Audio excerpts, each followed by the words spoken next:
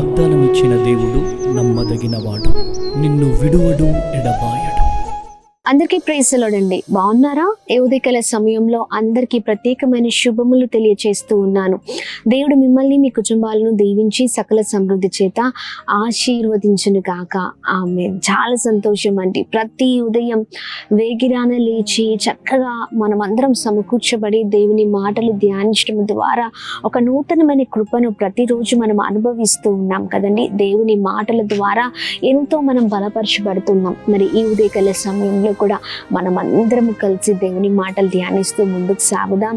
మరి దేవుడు ఘనమైన కార్యాలను మన జీవితాల్లో జరిగించనై ఉన్నారు. మార్కు సువార్త 5:36 భయపడకుము, నమ్మిక మాత్రం ఉంచుము. ఆమె దేవుని నామానికి మహిమ కలుగునుగాక. అద్భుతకరమైన దేవుని మాటలు కదండి.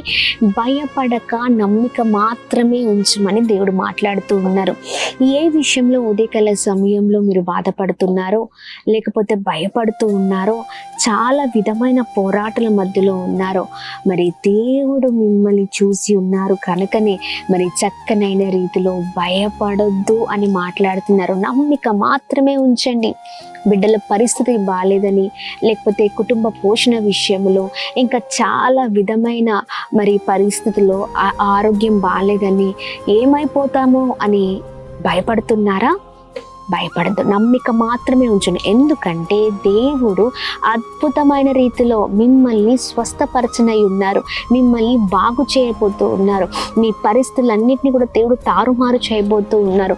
నమ్మిక మాత్రమే ఉంచి మరి దేవుణ్ణి మనం ముందుకు సాగినప్పుడు దేవుడు ఘనమైన కార్యాలను మన జీవితాల్లో ఆయన జరిగించబోతూ ఉన్నారు.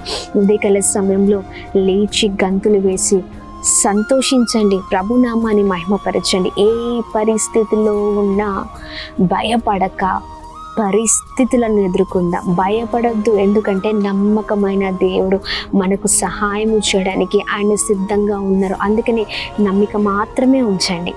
ఆమె నమ్మి మనము ప్రార్థిస్తూ ముందుకు వెళ్ళినప్పుడు ఏ కార్యాలైన మన జీవితాలలో ఆగిపోయినవన్నిటినీ కూడా దేవుడు తిరిగి ప్రారంభించే దేవుడై ఉన్నారు. ఆమేన్. అందుకనే నమ్మికతో ముందుకు సాగుదాం. నమ్మికతో ఇంకనూ ఒక ఉన్నత స్థితిలో మనము ఉందాము. నమ్మికతో మరి మనల్ని మనము బలపరుచుకుందాము. ప్రార్థనతో ముందుకు సాగుదాం. ఈ ఉదయకాల సమయంలో ప్రతి విధమైన వాటి నుంచి మరి దేవుడు అద్భుతమైన రీతిలో మిమ్మల్ని, మీ కుటుంబాలను, మనలందరినీ విడిపించనై ఉన్నారు.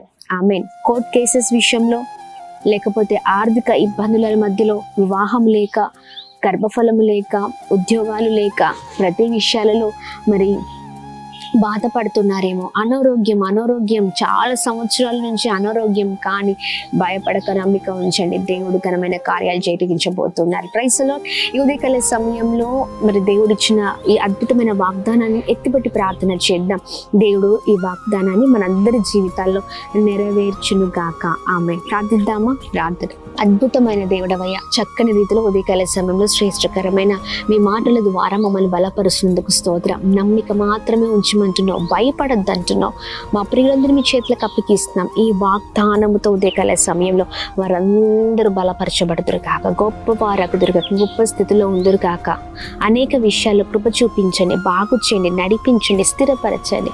ప్రతి భయము నుంచి విడుదల కలుగును కాక సహాయం చేయండి అయ్యా. నమ్మికతో ప్రతి దాంట్లో కూడా బిడ్డలు ముందుకు సాగే వారిగా ఉందరుగాక.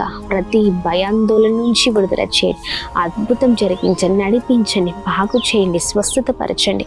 అలానే ఉదయకాల సమయంలో చేసిన ప్రయత్నాల్లో, పనులలో మీరు తోడుగా ఉండండి, విజయాన్ని దయచండి, ప్రతి ఆటంకాల నుంచి విడిపించండి. అలాగనే birthdays, marriage days, special events celebrate చేసుకుని వారందరి పట్ల మీ దయ, మీ కృప, మీ కనికరం మెండుగా కుమ్మరిస్తూ బ్లెస్ చేయమని యేసు నామములో అడుగుతున్నాం తండ్రి. Amen, amen, amen.